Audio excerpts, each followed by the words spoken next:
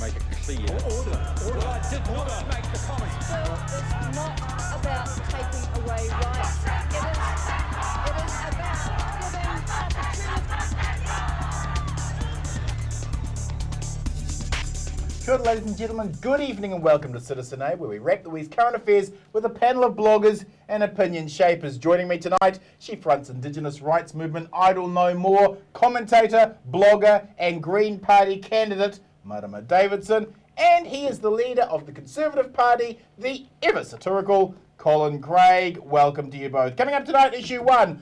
What do the revelations about possible spying on journalists Andrea Vance and John Stevenson tell us about the state of New Zealand democracy in the week the GCSB bill passes its second reading? Issue 2, should foreigners be able to buy land in New Zealand? And issue 3 tonight, should religious education be part of state schools? Plus, we'll end the show on a final word, but let's kick things off tonight with issue 1. You would have thought, on the eve of passing some of the most controversial spying legislation New Zealand has ever seen, that the government would go out of its way to avoid antagonising distracted citizens from getting concerned. You would have thought. But recent revelations that journalist Andrea Vance had her phone records handed over at the urging of the PM's office, and that journalist John Stevenson was spied on by the New Zealand Defence Force while investigating alleged war crimes in Afghanistan, have managed to highlight every concern that every critic of the GCSB legislation had brought up. Colin, the civilian satire blog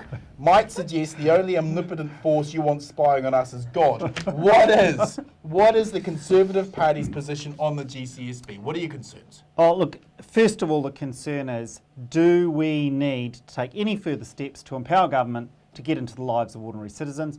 Our view is no, a very clear no. So I think that's the first concern. Why does government need more power? Why does it need to be in individual lives? Why does it need to spy on reporters? Do we need a fourth estate that's able to speak to issues? Of course we do. I think what it tells us about our democracy is what we already knew. Not all as well. So I think it's a signal for us that here's a government that wants a little bit more power in our everyday lives. And I don't like when politicians, Peter Dunn namely, backtrack, say, absolutely I'm not voting for this, but a deal is done behind closed doors, and suddenly he's for it. If you were the vote, if the Conservative Party were the difference between this legislation passing and this legislation not passing, would you cut a deal? No, we would actually oppose this. There's no cause for this. There's been no rationale given for this, and it concerns me greatly that, like Google and other major corporations, are saying no. Look, Google's saying that this potentially would breach US privacy laws. Hey, in the US they send out IRS agents to spy on the Tea Party, for example. That's right. And if this is going further than the US, it's going too far. Are you concerned that the information, this is something the critics are very quick to point out, that this information actually ends up with the Americans via the NSA, through the GCSB to the NSA? Is that of concern? Look, the trouble is we open a door. It could end up anywhere. And when you broaden security to include economic interests, I think that's concerning, because then you're saying, well, where does business and where does government stop? And I don't like the thought that government needs to extend itself into the private business world. Your dealings with your internet provider suddenly become the government's business. I don't think so. And we had an ad this week in a paper where we said, look, Conservative Party protecting your privacy, your emails are your own business. And I think that's where most New Zealanders sit on this. Leave me alone, mate. I just want to get on with my own life. So Conservative Party, quite clear, no to the GCSB. No to the GCS bill extension of power. Marama, if journalists are being spied on with such flippancy, what hope is there for us as citizens that our privacy will be protected? I'm not very hopeful, because it sounds like a bit of dictator confidence coming through here from our government. And I also want to check our memories, and I'm talking about what Dr. Leonie Pihama has been reminding us of, that spying legislation and surveillance has been used as a colonial tool also on our tupuna, whose lands were raided and stolen, who were surveilled, who were imprisoned for trying to stand up for our rights as tangata whenua. Dr. Leonie Pihama has reminded us that this actually started 200 years ago, but now it's starting to affect other ordinary New Zealanders, and now we're all realising that actually we're not safeguarding against terrorism here, we're actually jumping up because the government is jumping up because of dissent.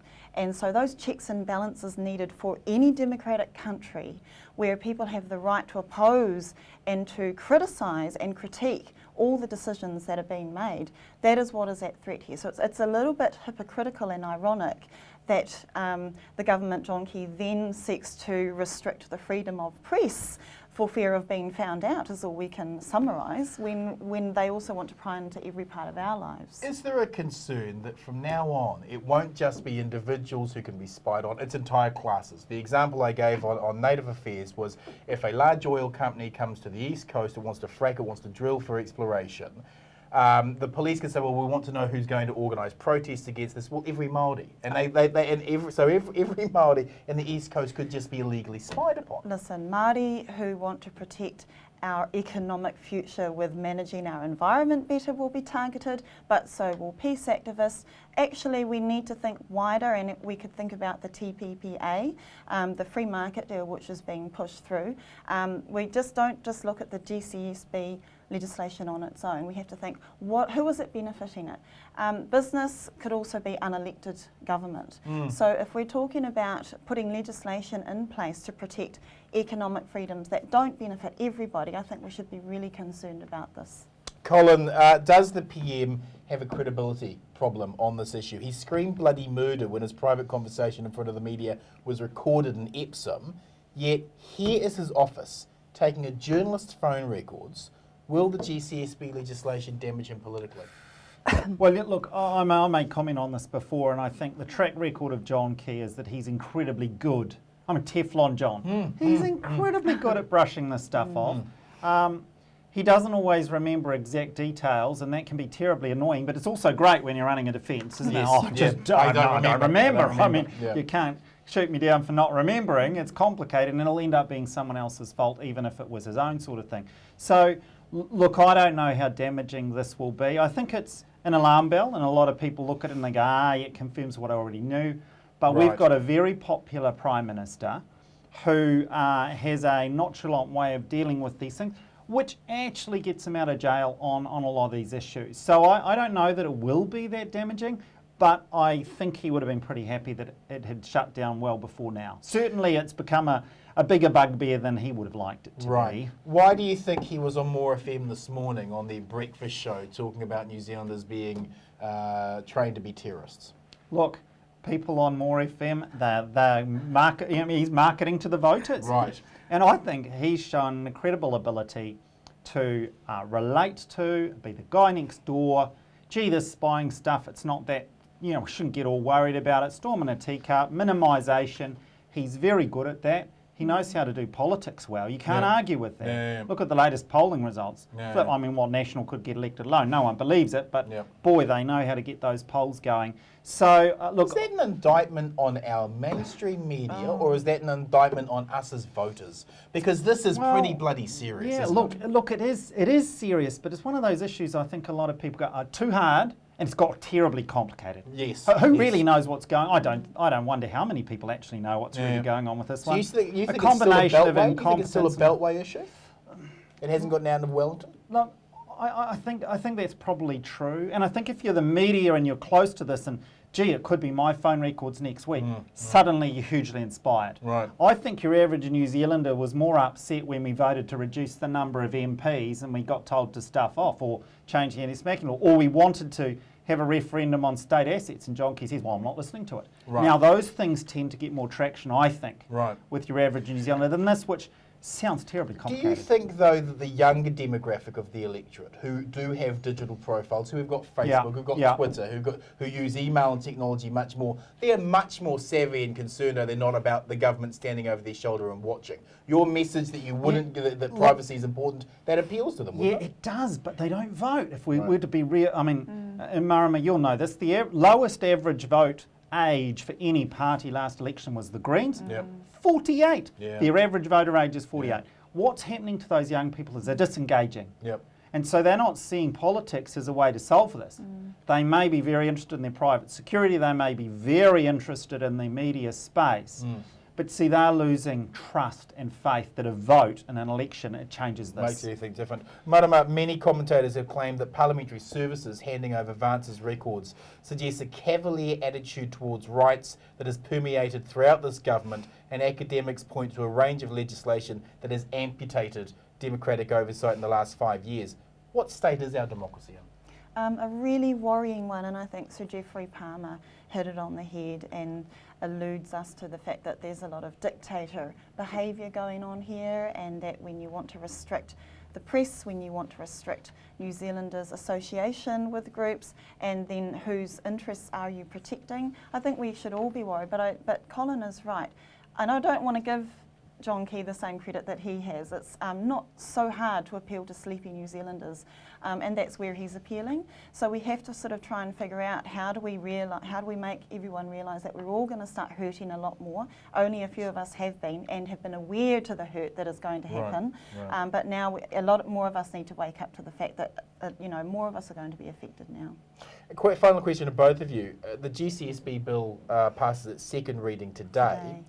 Is it hypocritical for Peter Dunn to complain about his emails being read while he is voting for legislation Absolutely. allowing ours to be read? No, of course it's absolutely. hypocritical, and he's just mirroring the hypocrisy of this whole entire legislation where government is wanting to pry into everything as well as our associations, but they want to keep their own little secrets quite close to the heart. Yeah, and look, he's flipped sides on this. I mean, Yeah. he was the Yeah, guy yeah, saying, yeah, no, I'm not going to vote for this. Yeah. And then he flips. Why? Because he does a backroom deal. And there's so much in that What was tells it? us The how quote, this... the quote was a willing buyer and That's a right. willing seller. Willing buyer, That willing was- seller, so a deal was done. Well, who knows the details of the deal? But gee, it doesn't sound good, does it? Oh, thank you, panel. Moving on with our second issue tonight, Labour's new housing policy to deny everyone other than Australians to purchase land in New Zealand has been attacked and applauded in equal measure. Anecdotes that wealthy Asian investors are outbidding locals has become accepted fact. Is this xenophobic or is it prudent? Marama, many Māori will be looking at this sudden hysteria around foreigners buying land with a great deal of amusement. Of course, Yes, Māori exactly. lost It was- 95% of their land in just 1 century. No. Is this better late than never? Anything that can be done to redistribute the power where our average New Zealand Kiwi family, our inequality is rising, so anything that can be done to shift the power from wealthier owners who are able to buy land and property is a good thing. No, this is not xenophobic, and I absolutely stand strong against xenophobia in any form whatsoever, but that has been used as a distraction to pull us away from the real issue.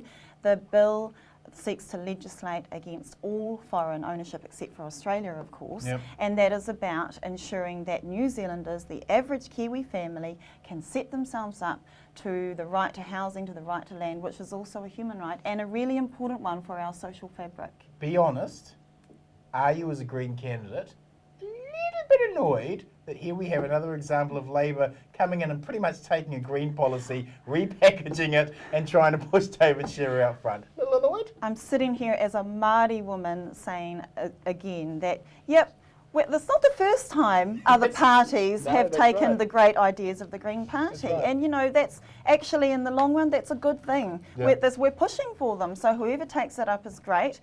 We'll stand there and remind people of that, I guess, that we thought of it. But Colin, how can local residents, compete with non-residents using lower interest rates than can be accessed locally? How can you outbid that Yeah, person? well, first of all, I don't agree that this is a great policy for Okay, New Zealand. yep. I think it draws the line in the wrong place. Now we're very clear we don't believe that foreigners should buy land for commercial purposes. So Crayford Farms, no. Your Shilly deal, no.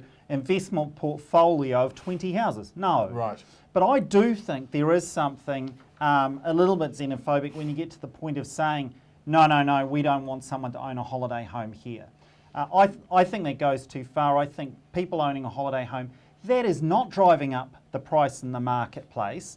Yeah, I agree, commercial investors buying portfolios does, Right. because they tend to go for cheap housing, which then takes that out of the market for others. The real issue around housing, particularly in Auckland, that's where it's most pronounced, we don't have enough of them. Right. 6,000 homes short. Taking out, a few buyers in that process is not solving the problem when people are able to make big capital gains in a market that's not balanced. Do you believe the OIO needs to lower its threshold where they would investigate? Because currently it's $100 million before the Overseas Investment Office it would is even get high. involved. It is high. It is an It's high. incredibly It's high really amount, high. isn't it?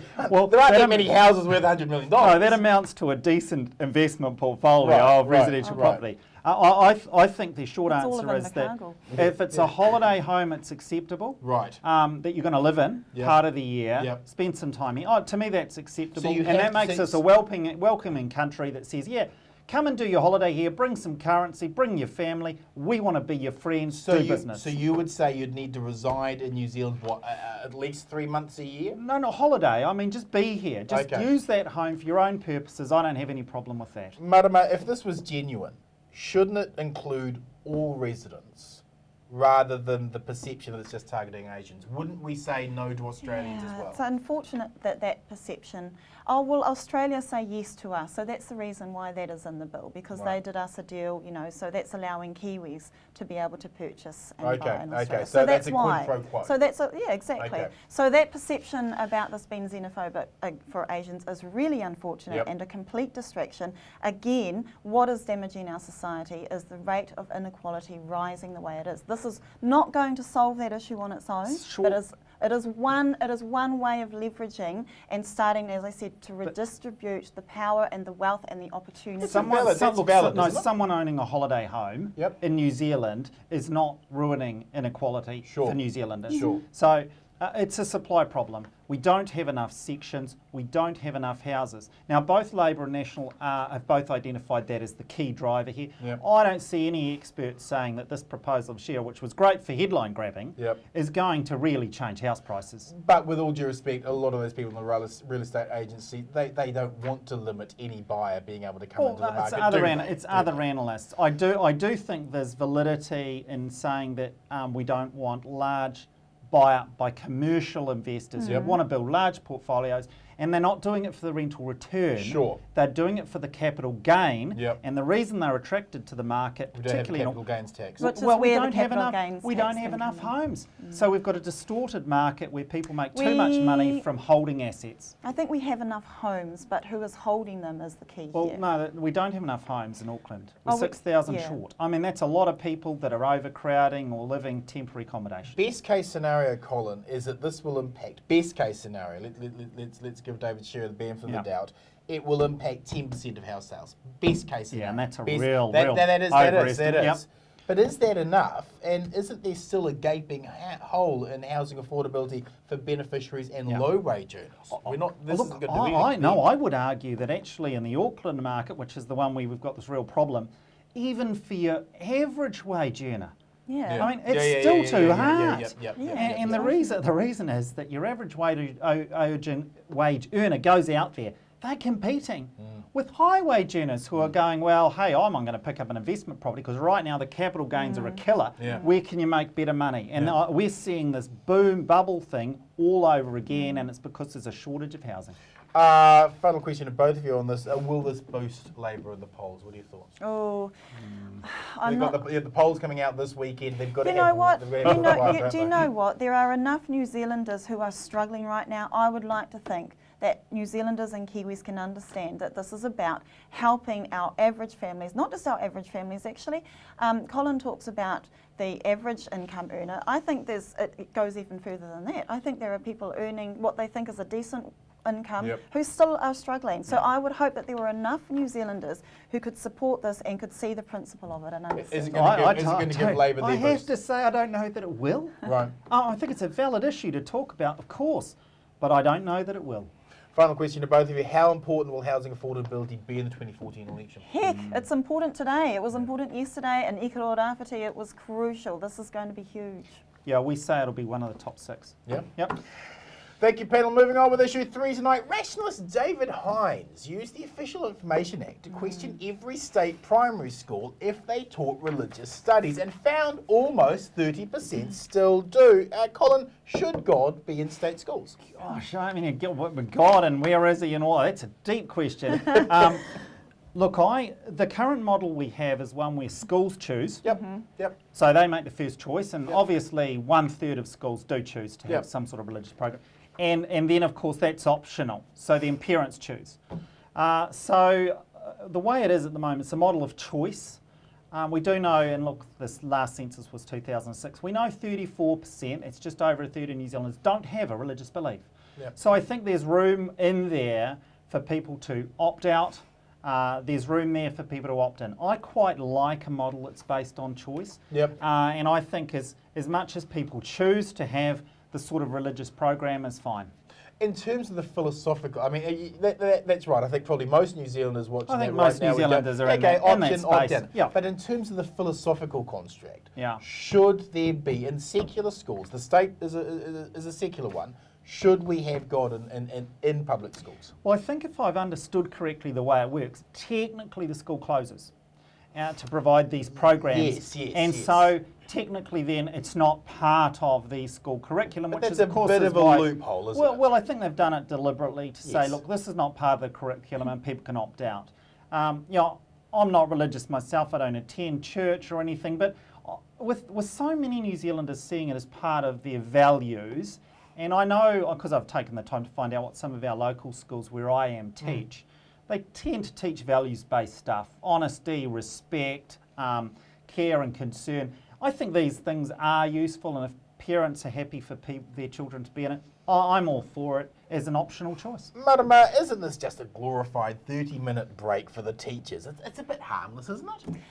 When Colin talks about schools having the choice, he's absolutely right, and the boards in particular need to be careful about the guidelines, the practical guidelines that they put up if they're going to deliver religious education, religious instruction and religious observance, which are all really different things. If we have one student who is having to opt out from everyone else who is going to sit in, and he or she is made to walk across an assembly in front of everyone and That's is quite stigmatised, ostracising, isn't it? then we have to be really clear about the opting out process and making sure that it's not going to further discriminate and impact harm on others. Also, schools are our battlefields, our grounds for growing our New Zealanders and our children into citizens with values of human rights, of justice. Maybe we stop talking about religious education and we start talking about spiritual education.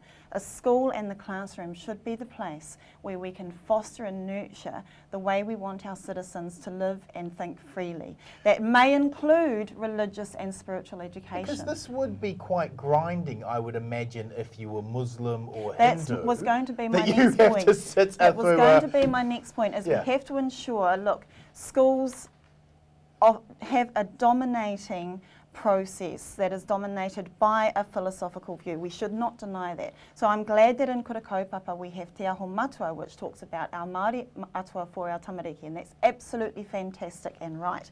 We need to make sure that we are offering fair opportunities for all religions to be accepted, to be learnt about, to be taught about, and so that we can also figure out how on earth do we live with each other with all of our different philosophies. Yeah. So I think it's helpful to involve that sort of learning where people do get exposed to this. As far as I know, there's no specific requirement for it to be Christian. I mean, obviously, Christian's predominant, but there's no specific requirement for that. Right. So, So it can be Scientology. Yeah. So if you had support from the, obviously it's a school board decision. Sure. But if you had support within a school, it could be. So I think we need to see this is optional, it's choices. I agree we need to create these as genuine choices, not Clayton's choices. Yep. But I think most New Zealanders are pretty relaxed in an environment of choice. Question to both of you, is religious education a state responsibility or a parent's responsibility? Look, I don't think it's a state responsibility per se, and I think that's why the schools have this thing of we close down and create the opportunity, Right. but we don't do it. Right. So I think there is a technical line there, but it's a line that I think's rightly adhered State to. responsibility or parents' The responsibility? right to education actually says that everything about the individual students needs to be nurtured. Now, although there is no requirement for the religious instruction to be Christian, that will dominate because our school philosophy will dominate. And so we have to be really clear that is one particular religion dominating? Are we making sure that all other aspects of spiritual and religious tradition are being offered as well? I'm just going to throw a curveball in. Is a final question to both of you. Is sex education a state responsibility or a parent's responsibility? Well, see, I would argue sex education's in exactly the same place. Right. I.e., this is something that's very unique, personal. People often these two are combined. I think your worldview tends to, how you do relationships tends to be tied to it. I'm in the same space. I think that this should be optional. I think that schools should decide first, where are we taking ourselves as school? Yep. And parents should have an absolute right to make opt that out call. and say, no, we have our personal preference, which we believe should be imposed here. Same question. I do think that I said, the schools and the classroom should be a place around values, and Colin's talked about values, and I do also agree that parents need to have input, but I think that's where robust discussion and where the community should be involved with the school and with the board is where we can solve these problems before they start. And I just want to disagree where Colin says that yes, most New Zealanders are fair and open to our choices. Absolutely we are, but we have some very damaging situations where, for example, taonga or certain religious headwear might be banned from certain schools. So we need to just watch that. Let's wrap the show with final word. Colin, your final word this week is? Okay, GCSB bill Yep. has raised, I think, the issue, a question around democracy in New Zealand. I think democracy in New Zealand has been under threat for some time. We've had referenda with overwhelming votes. The number of MPs, reduce it to 99, 84% of voters, absolutely. Government, no. We've got a problem. I think that's why we as the Conservative Party are prioritising binding referenda. The people vote on something, should be the final word. We need a country where the politicians are the servants, the public servants, and not dictators. Marama, your final word? Well, I'll actually say that with the GCSB, we're sort of having a big mimmy all over our democratic freedoms and human rights. But that actually brings me to my real final word. Tariq Humayun is the taxi driver, Pakistani-born taxi driver, who Greg Shuttleworth had a disgusting racist rant at. Now, while it's really easy for us to sit back and look at that as an extreme example of racism, it also distracts us from the structural issues around that. The taxi company and Tariq himself were gracious and said, no, he's apologised, that's where we're willing to drop it. Our ineffective Race Relations Commissioner actually could have pushed harder. The police can actually lay a complaint and can charge, even though Tariq has said no, and we respect that. But I think we look at the structural issues. How are we faring in our racism on the streets towards anybody, particularly towards our New Zealanders? Where is that coming from? What is the language? What are the dominant theories and philosophies that are being given mainstream platforms so that we keep nurturing these ideas and they just come drunkenly out at the drop of a hat? We need to look at that instead of feel comfortable as we sit here and go, you bad racist, you. Yeah, I'm not racist, but only when I'm drunk isn't much of a caveat, is it? Thank you, Marama. Thank you, Colin. Ladies and gentlemen, to my final word. On Q&A last weekend, John Key called all those protesting the GCSB legislation as misinformed. Really. So when New Zealand of the Year, Dame Anne Salmon described the bill as electronic McCarthyism, she was misinformed. When Dr. Rodney Harrison QC calls the bill a threat to our democracy, he is misinformed. When Thomas Beagle from Tech Liberty calls this mass surveillance, he is misinformed. When retired court judge Ted Thomas denounces this bill, he is misinformed. When the Chief Human Rights Commissioner, Privacy Commissioner and Law Society all attack this bill, they are also all misinformed, are they? When Kim.com points out firsthand how draconian these powers are, he's misinformed, is he? And I assume the 10,000 New Zealanders who marched last weekend against this bill are all misinformed as well. I love how everyone other than John Key, the GCSB and bloody NSA are all misinformed when it comes to expanding the powers of our spy network. When Leighton Smith and I are on the same side of an argument, you know John Key has done something terribly wrong. More protests are being planned. If you like tonight's show, please join our Citizen A Facebook site and connect with other like-minded news citizens, and follow me on my Citizen Bomber Twitter and Facebook page. Thanks for watching, whānau. Good night, Aotearoa.